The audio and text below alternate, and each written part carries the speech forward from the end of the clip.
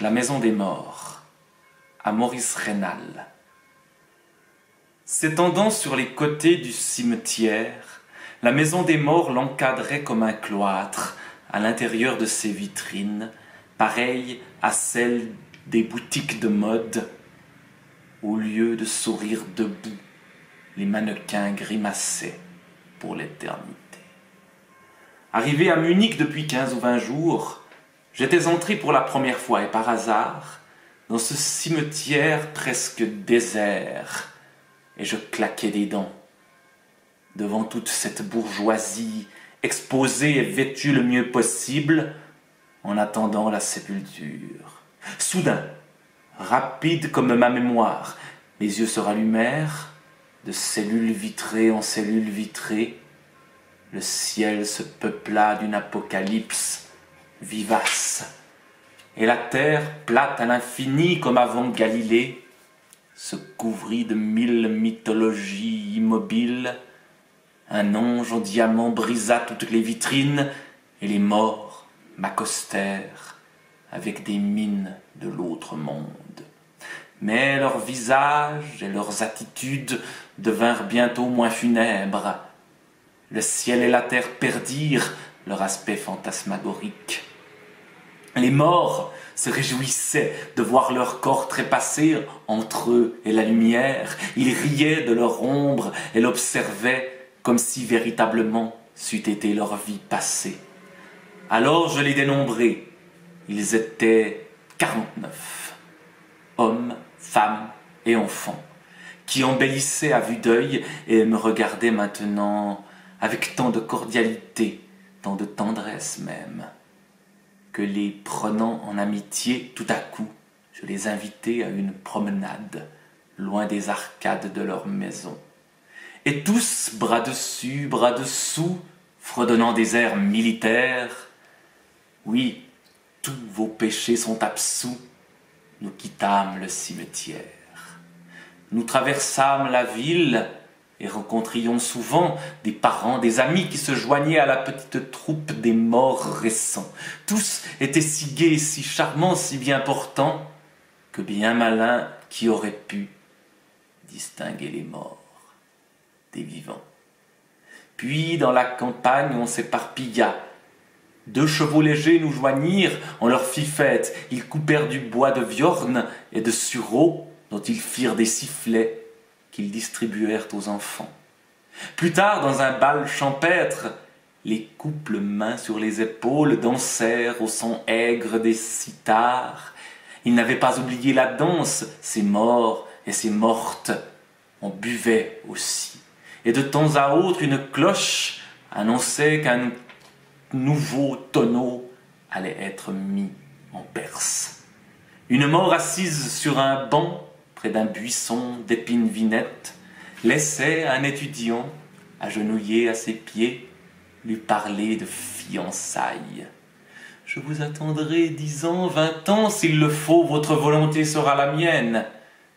Je vous attendrai toute votre vie, répondait la morte. Des enfants de ce monde ou bien de l'autre chantaient de ces rondes aux paroles absurdes et lyriques qui sans doute sont les restes des plus anciens monuments poétiques de l'humanité. L'étudiant passa une bague à l'annuaire de la jeune morte. Voici le gage de mon amour, de nos fiançailles.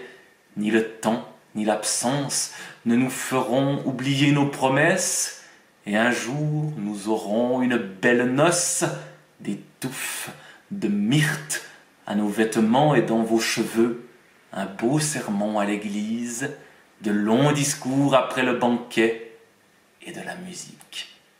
De la musique. Nos enfants, dit la fiancée, seront plus beaux encore. Hélas, la bague était brisée. Que s'ils étaient d'argent ou d'or, d'émeraude ou de diamant, seront plus clairs encore que les astres du firmament, que la lumière de l'aurore. Que vos regards, mon fiancé, auront meilleure odeur encore. Hélas, la bague était brisée. Que le lilas qui vient d'éclore, que le thym, la rose, ou qu'un brin de lavande ou de romarin. Les musiciens s'en étant allés, nous continuâmes notre promenade. Au bord d'un lac, on s'amusa à faire des ricochets avec des cailloux plats sur l'eau qui dansait à peine. Des barques étaient amarrées dans un havre. On les détacha. Après que toute la troupe se fut embarquée, et quelques morts ramaient avec autant de vigueur que les vivants. À l'avant du bateau que je gouvernais, un mort parlait avec une jeune femme, vêtue d'une robe jaune, d'un corsage noir, avec des rubans bleus et d'un chapeau gris, orné d'une seule petite plume défrisée. « Je vous aime, disait-il, comme le pigeon aime la colombe, comme l'insecte nocturne aime la lumière. » Trop tard, répondait la vivante. Repoussez, repoussez cet amour défendu, je suis mariée. Voyez l'anneau qui brille, mes mains tremblent, je pleure et je voudrais mourir. Les barques étaient arrivées à un endroit où les chevaux légers savaient qu'un écho répondait de la rive. On ne se lassait point de l'interroger. Il y eut des questions si extravagantes et des réponses tellement pleines d'à propos que c'était à mourir de rire. Et le mort disait à la vivante: « Nous serions si heureux ensemble. Sur nous l'eau se refermera, mais vous pleurez et vos mains tremblent. Aucun de nous ne reviendra. » On reprit terre et ce fut le retour. Les amoureux s'entraimaient et par couples aux belles bouches marchaient à distances inégales. Les morts avaient choisi les vivantes et les vivants des mortes.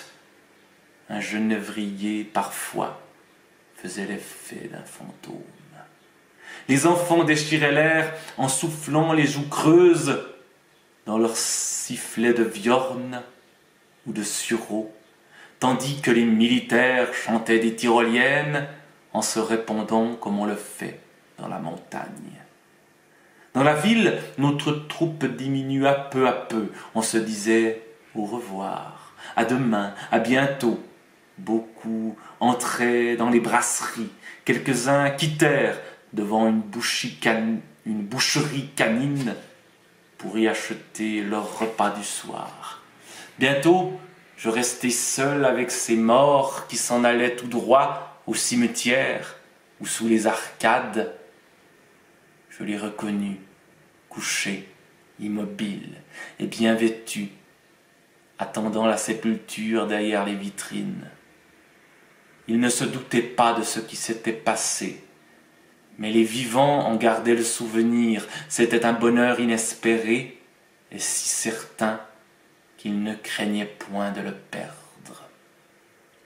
Ils vivaient si noblement que ceux qui, la veille encore, les regardaient comme leurs égaux, ou même quelque chose de moins, admiraient maintenant leur puissance, leur richesse et leur génie. Car y a-t-il rien qui vous élève comme d'avoir aimé un mort ou une morte? On devient si pur qu'on en arrive dans les glaciers de la mémoire à se confondre avec le souvenir. On est fortifié pour la vie et l'on n'a plus besoin de personne.